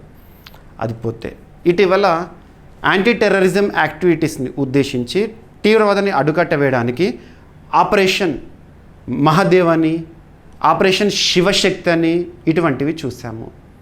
అండ్ ఇటీవల భద్రతా చర్యల్లో భాగంగా జమ్మూ కాశ్మీర్లో అమర్నాథ్లో సురక్షితంగా ఆ భక్తులను ఉంచాలని చెప్పేసి ఆపరేషన్ శివ గురించి చూసాము. రాష్ట్రాల వారీగా చూస్తే ఉత్తరాఖండ్ రాష్ట్రంలో ఇటీవల ఆపరేషన్ కలనేమి గురించి చూసాము. ఆపరేషన్ కలనేమి ఫేక్ సెయింట్స్ని గుర్తించడము. మన తెలంగాణ రాష్ట్రంలో ఆపరేషన్ జ్వాల గురించి చూసాము, ఆపరేషన్ సంకల్ప్ గురించి చూసాము. ఆంధ్రప్రదేశ్లో ఆపరేషన్ ట్రేస్ గురించి చూసాము. అండ్ ఇటీవల కాలంలో అంతర్జాతీయ స్థాయిలో అయితే ఇజ్రాయెల్ ఇరాన్ సంక్షోభ పరిస్థితుల్లో మనం operation rising lion, operation true promise 3, operation Narnia, operation midnight hammer, operation Besharat Fatah ఇలాంటి చాలా ఆపరేషన్ చూసాము. అట్లీస్ట్ లాస్ట్ 3 monthsలో కనీసం ఒక 25-30 ఆపరేషన్లను ఈజీగా మనం చూసాము. ఈజీగా, అంతకంటే ఎక్కువ ఉంటాయి. సో పోటీ పరీక్షలో అవి చాలా ప్రియారిటీతో చెప్పాను నేను. ఓకేనా, సో ఇక్కడ ఆపరేషన్ అమానత్ కొత్త ఆపరేషన్ కాదు, అప్పుడప్పుడు వార్తల్లోకి వస్తూ ఉంటుంది. అమానత్ అనేది మరొకసారి ఈరోజు వార్తాపత్రికల్లో వచ్చింది. మీరు ఈరోజు సాక్షి పేపర్లో చూడవచ్చు తెలుగులో. ఆపరేషన్ అమానత్ ఎవరు? ఆర్పిఎఫ్ వారు, రైల్వే ప్రొటెక్షన్ ఫోర్స్, రైల్వే భద్రతా బలగాలు అంటాం. ఆర్పిఎఫ్ చరిత్రలోనే మొట్టమొదటి డైరెక్టర్ జనరల్గా ఇటీవల సోనాలి మిశ్రా గారు వార్తల్లోకి వచ్చారు. గుర్తుంచుకోండి, ఇంపార్టెంట్. ఆపరేషన్ అమానత్ ఆర్పిఎఫ్ పరిధిలో దక్షిణ మధ్య రైల్వే ప్రత్యేక చర్యలు ప్రారంభించింది. దక్షిణ మధ్య రైల్వే పరిధిలో ప్రయాణికుల రైల్వే స్టేషన్లలో కోల్పోయిన మొబైల్ ఫోన్లు, విలువైన వస్తువులను తిరిగి అందించేందుకు ఆర్పిఎఫ్ ఆధ్వర్యంలో ఆపరేషన్ అమానత్ని ప్రారంభించారు. సో సౌత్ సెంట్రల్ రైల్వేలో ఇది వార్తల్లోకి వచ్చింది. అందుకే మనకు సాక్షి పేపర్లో కవర్ చేశాడు. ఈ కార్యక్రమంలో ప్రత్యేకంగా ఆర్పిఎఫ్ సైబర్ సెల్ని కూడా ఏర్పాటు చేశారు. ఉద్దేశం గుర్తుంచుకోండి చాలు. ప్రయాణికులు కోల్పోయిన మొబైల్ ఫోన్స్, విలువైన వస్తువులను తిరిగి అందించేందుకు ఆర్పిఎఫ్ రైల్వేలో. NF operation Amanat. Right, so సరిపోతుంది. ఆర్పిఎఫ్ 1957లో స్థాపించబడింది. ప్రయాణికుల భద్రత, రైల్వే ఆస్తుల రక్షణ అనేది ప్రధాన లక్ష్యము. ఇక నెక్స్ట్, తరచూ వార్తలు నిలుస్తున్న అంశాల్లో సబ్జెక్టు వారి కరెంట్ అఫైర్స్లో ఎకానమీలో మనం చాలా టాపిక్స్ చూసాము. ఇండియాస్ గ్రోత్ రేట్స్ ఎస్టిమేట్స్ అని, జిఎస్టీ వసూళ్ల గురించి కానివ్వండి, ఎగుమతులకు సంబంధించిన గణాంకాలు కానివ్వండి, ఎవ్రీ ఇయర్ ఎకనామిక్ సర్వే, బడ్జెట్లు, ఇటువంటి చాలా చూస్తూ ఉంటాము. ఇక్కడ అబ్జర్వ్ చేస్తే గోల్డ్మెన్ సాక్స్ అనే సంస్థ, అమెరికాకు సంబంధించిన ఒక రేటింగ్ ఏజెన్సీ, భారతదేశం యొక్క వృద్ధి రేటుని ఏ విధంగా అంచనా వేస్తూ వార్తల్లోకి వచ్చింది. ఒక దేశం యొక్క వృద్ధి రేటుని ఎలా చూస్తాం మనం? జీడిపిలో చూస్తాము. గ్రాస్ డొమెస్టిక్ ప్రోడక్ట్ అంటాము. It is the final value of all the goods and services that are produced with in the boundaries of the particular country for the given financial year. ఒక ఆర్థిక సంవత్సర కాలంలో ఒక దేశ సరిహద్దు లోపల ఉత్పత్తి అయ్యే అంతిమ వస్తు సేవల విలువనే ఆ దేశ జీడిపిగా చూస్తాము. మరి గోల్డ్మన్ సాక్ ప్రస్తుత క్యాలెండర్ ఇయర్లో, నెక్స్ట్ క్యాలెండర్ ఇయర్లో ఏ విధంగా అంచనా వేస్తుంది? 2025 క్యాలెండర్ ఇయర్లో 6.5% ఉంటుంది భారతదేశం యొక్క జీడిపి అంటున్నారు. ఎందుకు ఇట్లా పర్సెంటేజ్ చూస్తామంటే లాస్ట్ టైంతో కంపేర్ చేస్తాం కాబట్టి. అండ్ 2026 నెక్స్ట్ ఇయర్ క్యాలెండర్ ఇయర్లో 6.4%గా ఉంటుందని అంచనా వేస్తున్నారు. ఓకేనా, గుర్తుపెట్టుకోండి. గోల్డ్మెన్ సాక్ అమెరికాకు సంబంధించిన సంస్థ. ఓకేనా, భారతదేశము యుఎస్ఏకి సంబంధించి ఇటీవల మనం చాలా చూస్తున్నాం, సుంకాలు పెంచడము ఇటువంటివి, ఇవన్నీ లింక్ చేసుకోండి. ఓకేనా. ఇక నెక్స్ట్, ఇండియా రష్యా సంబంధాల్లో భాగంగా ఒప్పందం అనేది వార్తల్లోకి వచ్చింది. ఇటీవల ఆగస్టు 6 రోజున జరిగిన ఒప్పందం దేనికి సంబంధించిందో చూద్దాము. ఆగస్టు 6, 2025 రోజున న్యూఢిల్లీలోని వాణిజ్య భవన్లో జరిగిన 11వ session 11th summit India Russia working group on modernisation industrial cooperation. గుర్తుంచుకోండి, దీనిపైన సంతకం జరిగింది. ఇండియా రష్యా 2 దేశాలకు సంబంధించి గుర్తుపెట్టుకోండి, వెరీ వెరీ ఇంపార్టెంట్. అతి త్వరలో భారతదేశానికి రష్యా అధ్యక్షుడు పుతిన్ రానున్నారు, పర్యటించబోతున్నారు. మనకు నేషనల్ సెక్యూరిటీ అడ్వైజర్ గారు నిన్నటి రోజు చెప్పారు. ప్రస్తుతం మన నేషనల్ సెక్యూరిటీ అడ్వైజర్ దోవల్ గారు రష్యా పర్యటనలో ఉన్నారు. అండ్ ప్రస్తుతం ప్రపంచంలో పరిస్థితులను ఒకసారి అబ్జర్వ్ చేయండి. ప్రపంచ పరిస్థితులు ఎలా ఉన్నాయి? ఉదాహరణ తీసుకోండి, డిప్లొమసీ అనేది అర్థం చేసుకోవాలి. మనం చూస్తూ ఉండి ఒక టాపిక్ లింక్ చేసుకోవాలి.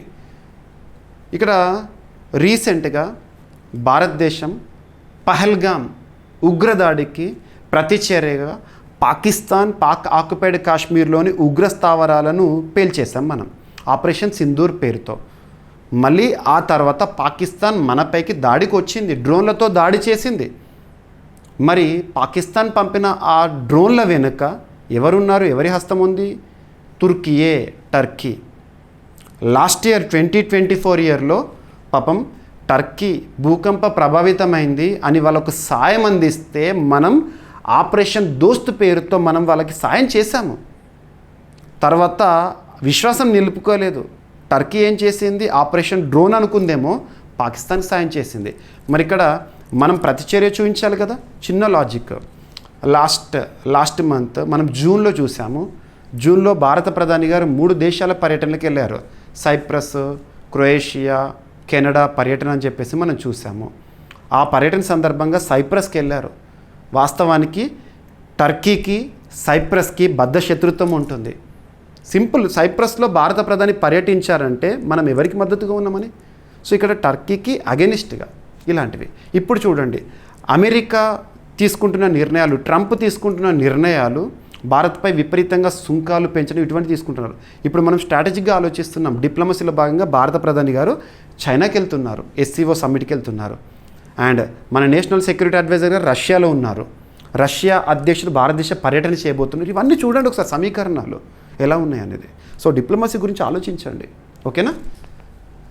సో ఇక్కడ భారత రష్యా మధ్య సంబంధాల్లో భాగంగా working group on modernisation and industrial cooperation సంతకాలు చేయడం జరిగింది 2 దేశాల మధ్య. ఓకేనా. ఉద్దేశం ఏంటంటే ఇండియా రష్యా వ్యూహాత్మక భాగస్వామ్యాన్ని పునరుద్ధరించడం, పరిశ్రమ మరియు సాంకేతిక సహకారాన్ని మరింత బలోపేతం చేయడం కోసం ఇరు దేశాల పరస్పర సహకారం కోసం ఉద్దేశించబడింది. ఈ సహకారం India Russia inter governmental commission on trade, economic, scientific, technological and cultural cooperation పరిధిలోని అంశం అంట. రైట్, గుర్తుపెట్టుకోండి. ఇక రష్యాకి సంబంధించి ఒక ఒప్పందం నుండి వైదొలుగుతున్నట్టుగా రష్యా చేసిన ప్రకటన. ఆల్రెడీ గతంలోనే 2019లో అమెరికా ఎగ్జిట్ అయింది, ఇప్పుడు రష్యా ఎగ్జిట్ అవుతున్నట్టుగా ప్రకటన. Intermediate range nuclear forces INF అంటాము. ఇంటర్మీడియట్ రేంజ్ న్యూక్లియర్ ఫోర్సెస్ ఒప్పందం నుండి వైదొలుగుతున్న దేశంగా రష్యా ఈరోజు వార్తాపత్రికల్లో చూసాము. రష్యా అధికారికంగా ఐఎన్ఎఫ్ ట్రీటీ, ఐఎన్ఎఫ్ అంటే intermediate range nuclear forces treaty నుండి వైదొలుగుతున్నట్లు ప్రకటించింది. పశ్చిమ దేశాల మిసైల్ మోహరింపు ప్రస్తుతం ప్రపంచాన్ని రష్యాకి అగెనిస్ట్గా తీర్చిదిద్దుతున్నాడు అమెరికా అధ్యక్షుడు. సో ఇటువంటి పరిస్థితుల్లో ఈ నిర్ణయాన్ని తీసుకుంటున్నామని చెప్పారు రష్యా. ఐఎన్ఎఫ్ ట్రీటీ అనేది 1987లో డిసెంబర్ 8న అమెరికా అధ్యక్షుడు అప్పుడు రొనాల్డ్ రీగన్, అప్పట్లో సోవియట్ లీడరు మిఖాయిల్ గోర్బచేవ్ వాళ్ళ మధ్యలో సంతకం జరిగింది ఈ ఒప్పందము. యూరప్కు వెంటనే ముప్పు కలిగించే మధ్యపాటి పరిధి న్యూక్లియర్ మరియు సాంప్రదాయ మిసైళ్లను పూర్తిగా తొలగించడం, యుద్ధ ముప్పు తగ్గించడం అనేది ఈ ఒప్పందం యొక్క ఉద్దేశం. ఈ రెండు దేశాలు దానికి కారకం ఉండకూడదు, యూరప్లో కొంచెం భద్రతా పరిస్థితులు కల్పించే విధంగా. ఓకేనా? అందులో అమెరికానేమో 2019 నుండి ఈ ఒప్పందం నుండి ఎగ్జిట్ అయిపోయింది. ఇప్పుడు 2025లో రష్యా ఒప్పందం నుండి వైదొలిగింది. మరి ఒప్పందం ముఖ్య అంశాలు ఏంటంటే, అసలు ఈ ఒప్పందం ఉద్దేశం ఎలా ఉండేదంటే 500 to 5500 కిలోమీటర్ పరిధి గల భూభాగం నుంచి ప్రయోగించే బాలిస్టిక్ క్రూయిజ్ మిసైళ్లను నిషేధించడం ఈ ఒప్పందము. వార్హెడ్లు, సంప్రదాయ వార్హెడ్లు రెండింటికి నిషేధం వర్తిస్తుంది. ఈ ఒప్పందం ద్వారా రెండు దేశాలు కలిసి దాదాపు 2700 మధ్యపాటి మిసైళ్లను నాశనం చేశాయి. 2019లో అమెరికా ఈ ఒప్పందం నుండి వైదొలిగింది. ఇప్పుడు 2025లో రష్యా. అంతర్జాతీయ అంశం ఇది. ఓకేనా? రైట్. సో సరిపోతుంది. ఇప్పుడు ఒప్పందం నుండి వైదొలిగింది కాబట్టి ఎలాంటి రెస్ట్రిక్షన్స్ ఇక రష్యా మీద ఉండవు. ఇక నెక్స్ట్ క్రీడలకు సంబంధించిన ఒక టాపిక్ ఒప్పందం, దూరదర్శన్కి సంబంధించిన ఒప్పందము. భారతదేశంలో రెజ్లింగ్ని మరింత అద్భుతంగా తీర్చిదిద్దడం కోసం ఈ ఒప్పందంలో భాగంగా గ్రేట్ ఖాళీ డబ్ల్యూడబ్ల్యూ ఉంటుంది, వరల్డ్ రెజ్లింగ్ ఎంటర్టైన్మెంట్లో హెవీవెయిట్ ఛాంపియన్, భారతదేశంలో మొట్టమొదటి హెవీవెయిట్ ఛాంపియన్ డబ్ల్యూడబ్ల్యూకి సంబంధించి తనని అంబాసిడర్గా పెట్టారు. సో గ్లోబల్ లీగ్ రెజ్లింగ్ని ప్రారంభిస్తున్నారు ఎవరి ఒప్పందంలో భాగంగా. సో ప్రసార భారతి మరియు ఏఈఎక్స్ స్పోర్ట్ సంయుక్తంగా ఒక భాగస్వామ్య ఒప్పందాన్ని కుదుర్చుకున్నాయి ప్రసార భారతికి మరియు ఏఈఎక్స్ సంస్థకి. ఈ భాగస్వామ్యంతో గ్లోబల్ లీగ్ రెజ్లింగ్ పేరుతో ఒక రెజ్లింగ్ లీగ్ మొదలు కానుంది. Wrestling league, cricket league, kabaddi league లాగా. ప్రపంచ ప్రసిద్ధ రెజ్లర్ ది గ్రేట్ ఖాళీ ఈ లీగ్కి అంబాసిడర్గా వ్యవహరిస్తారంట. భారతీయ సంస్కృతికి దగ్గరగా ఉండేలా రూపుదిద్దుకున్న ఈ లీగ్ డిడి స్పోర్ట్స్ ఛానల్లో అక్టోబర్ 4, 2025 ప్రారంభం కానుంది. ప్రసార భారతి భారత ప్రభుత్వ ప్రధాన స్వతంత్ర ప్రసార సంస్థ. దూరదర్శన్, ఆల్ ఇండియా రేడియో ఇవన్నీ కూడా ప్రసార భారతి పరిధిలోనే ఉంటాయి. మనకు అవును ప్రసార భారతి, దూరదర్శన్ రెండు పేర్లను సిమిలర్గానే మాట్లాడుతూ ఉంటాము. రైట్, గుర్తుంచుకోండి. ఇక డిడి స్పోర్ట్స్ భారతదేశం మొట్టమొదటి అంతర్జాతీయ క్రీడా ఛానల్ 1998లో ప్రారంభింది. DD sports. Great Khali WW hall of fame సభ్యుడు, భారతదేశ తొలి ప్రపంచ హెవీవెయిట్ ఛాంపియన్. భారత్లో కుస్తీ, రెజ్లింగ్ ప్రాచీన క్రీడ, పహల్వానీ, మల్లయుద్ధం అనేక రాష్ట్రాల్లో ప్రాచుర్యం పొందింది. రైట్. ఇక వార్తల్లో వ్యక్తిని కనుక పరిశీలిస్తే మయన్మార్ తాత్కాలిక అధ్యక్షుడిగా విధులు నిర్వర్తిస్తున్న వ్యక్తి యూ మిన్ స్వే మరణిస్తూ వార్తల్లోకి వచ్చారు. మయన్మార్ దేశ రాజధాని నేపితాలో మరణించారు. సో మయన్మార్ విషయానికి వస్తే లొకేషన్ చూడండి. ఆసియా ఖండంలోని ఒక దేశం, భారతదేశంతో సరిహద్దును పంచుకుంటున్న దేశం. బర్మా అని పిలిచేవాళ్ళము. మయన్మార్ ఒకనా అక్కడ తాత్కాలిక అధ్యక్షుడు కన్నుమూశారు. మయన్మార్లో లాస్ట్ 2.5 years నుండి అంతర్గత పరిస్థితులు మనం చూస్తున్నాం. అంతర్గత సంక్షోభం. ఆ దేశంలో నోబెల్ శాంతి పురస్కార గ్రహీత ఆంగ్ సాంగ్ సూకీ జైలు జీవితం ఇవన్నీ చూస్తున్నాము. ఓకేనా? మయన్మార్ సంక్షోభ పరిస్థితిలో ఉంది. అప్పట్లో 3 finger సెల్యూట్ అనేది కూడా మయన్మార్లో మనం చూసాము. మయన్మార్లో యాక్టింగ్ ప్రెసిడెంట్ యూ మిన్ స్వే 74 ఏళ్ల వయసులో మరణించారు. ఓకేనా? రైట్. పార్కిన్సన్స్ వ్యాధితో పాటు ఇతర న్యూరలాజికల్ డిజార్డర్స్తో మరణించారంట. రైట్, గుర్తుపెట్టుకోండి. ఇక మయన్మార్ రాజధాని వచ్చేసి నేపితా. ఓకేనా? గతంలో బర్మా అనే పేరుతో కూడా పిలిచేవాళ్ళము. రైట్. ఇక ఈరోజు ప్రశ్న ప్రతి ఒక్కరు సమాధానం ఇచ్చే ప్రయత్నం చేయండి. ఇటీవల ఏ పరిశోధకులు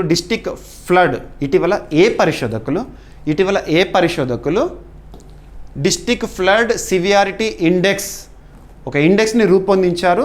దీని ముఖ్య ఉద్దేశం ఏంటి? ఇటీవల ఏ శాస్త్రవేత్తలు ఈ ఇండెక్స్ని రూపొందించారు, దాని యొక్క ముఖ్య ఉద్దేశం ఏంటి? ఓకేనా? ఇక క్విక్ రివిజన్ చేస్తే, సో ప్రపంచ అణ్వాయుధాల వ్యయానికి సంబంధించిన గణాంకాలు వార్తల్లోకి వచ్చినాయి. International campaign to abolish nuclear weapons నివేదిక. అండ్ ఇటీవల భారత సైన్యంలో కమిషన్ చేయబడిన MMME Mark II and interstate water disputes, ప్రస్తుతం భారతదేశంలో ఏ నదుల విషయంలో నదీ వివాదాలు ఉన్నాయని చెప్పేసి. And MS Swaminathan award for food and peace పురస్కార గ్రహీతగా Nigeria scientist. The man who fed India అనే ఒక పుస్తకం MS స్వామినాథన్ గారికి సంబంధించి, రచయిత ఎవరు గుర్తుపెట్టుకోండి. అండ్ హెల్త్ ఇష్యూస్లో హెపటైటిస్ D వైరస్ని కార్సినోజెనిక్గా ప్రకటిస్తూ WHO వార్తల్లోకి వచ్చింది. అండ్ ఎక్టోపిక్ ప్రెగ్నెన్సీస్ రకాలు చూసాము. అసలు ఏంటి ఎక్టోపిక్ ప్రెగ్నెన్సీ అంటే? పహల్ స్కీమ్ ఈరోజు ఎందుకు వార్తల్లోకి వచ్చింది, మరింత విస్తృతం.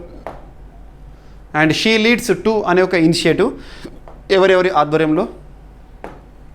అండ్ సైట్ అనే ఒక scheme, strategic intervention for green hydrogen transition అనే ప్రోగ్రాము ఏ మంత్రిత్వ శాఖల పరిధిలో. అండ్ రైజోటోప్ ప్రాజెక్ట్ ఇటీవల వార్తల్లోకి వచ్చింది. ఉద్దేశం ఏంటి? వేటి కాపాడడానికి. వార్తలు నిలిచిన కొత్త పాము జాతి మిజోరంలో.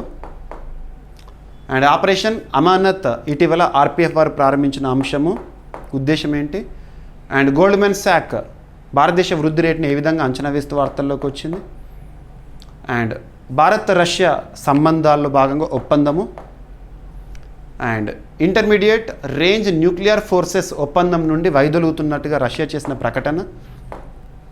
అండ్ గ్లోబల్ లీగ్ రెజ్లింగ్ ప్రారంభము. ప్రసార భారతి మరియు AEX స్పోర్ట్స్ అనే సంస్థల మధ్య కుదిరిన ఒప్పందంలో భాగంగా. మయన్మార్ తాత్కాలిక అధ్యక్షుడు యూ మింట్ స్వే మరణిస్తూ వార్తల్లోకి వచ్చారు పార్కిన్సన్స్ అండ్ న్యూరలాజికల్ డిజార్డర్స్తో. అండ్ ఈరోజు ప్రశ్న, ఇటీవల ఏ పరిశోధకులు డిస్ట్రిక్ట్ ఫ్లడ్ సివియారిటీ ఇండెక్స్ DFSIని రూపొందించారు? దీని యొక్క ముఖ్య ఉద్దేశం ఏంటి? సో ప్రతి ఒక్కరి సమాధానం ఇవ్వండి. ఇక్కడ ప్రతిరోజు కూడా ఒక ప్రశ్న అడుగుతున్నాను. ఎంతటి ఇంపార్టెన్స్ ఉన్న క్వశ్చన్స్ అంటే, రానున్న ఏ పోటీ పరీక్ష అయినా, ఏ స్థాయి పోటీ పరీక్ష అయినా పలానా అంశాల నుండి తప్పనిసరిగా ప్రశ్నలు వస్తాయని వేటినైతే నేను భావిస్తున్నానో వాటినే క్వశ్చన్గా ఇస్తున్నాను. మీకు ఎంతవరకు తెలిస్తే అంతవరకు సమాధానం ఇచ్చే ప్రయత్నం చేయండి. తప్పైనా పర్లేదు, రేపు ఎలాగో మళ్ళీ ఎక్స్ప్లెయిన్ చేస్తాను కూడా క్లారిటీ వస్తుంది. ఓకేనా? సో ఏమైనా మిస్లేనియస్ టాపిక్స్ ఉన్నాయనుకోండి, నో నీడ్ టు వరీ. రేపటి క్లాస్లో జోడించి డిస్కస్ చేస్తాను. రేపు కలుద్దాం.